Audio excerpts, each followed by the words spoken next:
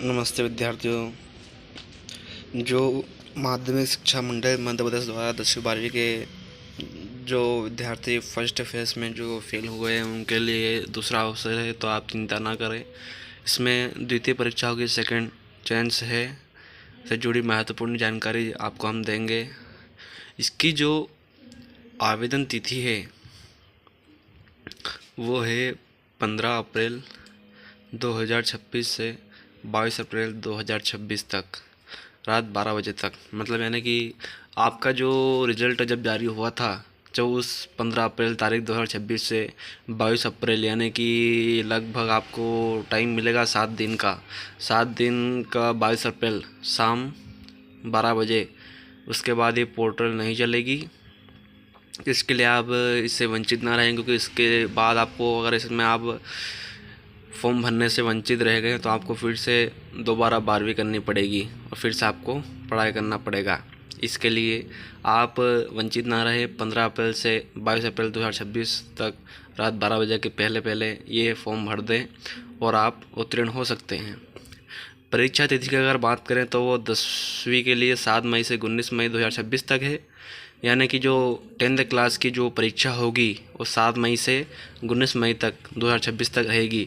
और यहीं अगर 12वीं की बात करें तो वो भी 7 मई से 25 मई तक रहेगी 2026 तक। समय पुराना ही रहेगा। समय सुबह 9 बजे से 12 बजे तक रहेगा, जो कि पहले भी था।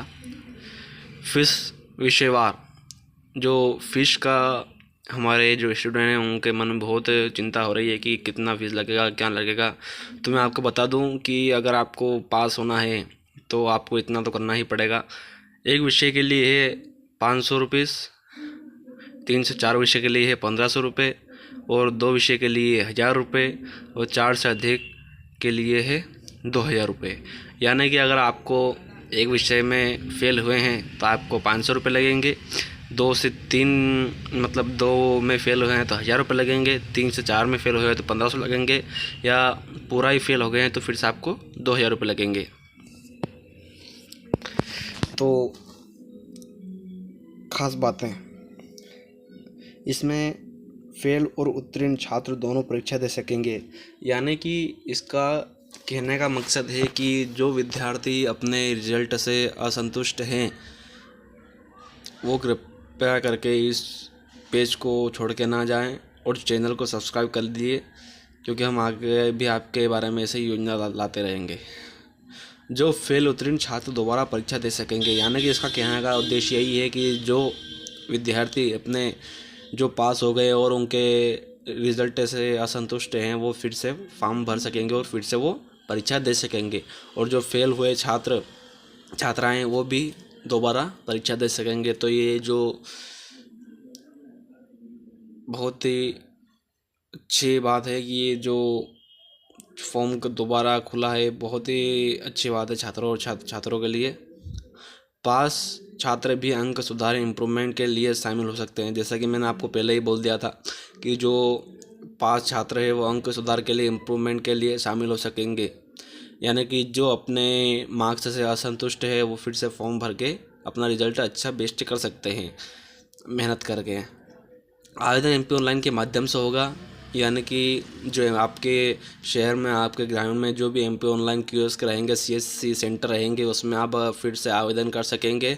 उसका शुल्क अलग कटेगा। बाकी जो विषय का शुल्क है वो तो डायरेक्ट गवर्नमेंट के थ्रू जाएगा, और जो आवेदन शुल्क रहेगा एमपी ऑनलाइन का वो अलग कटेगा।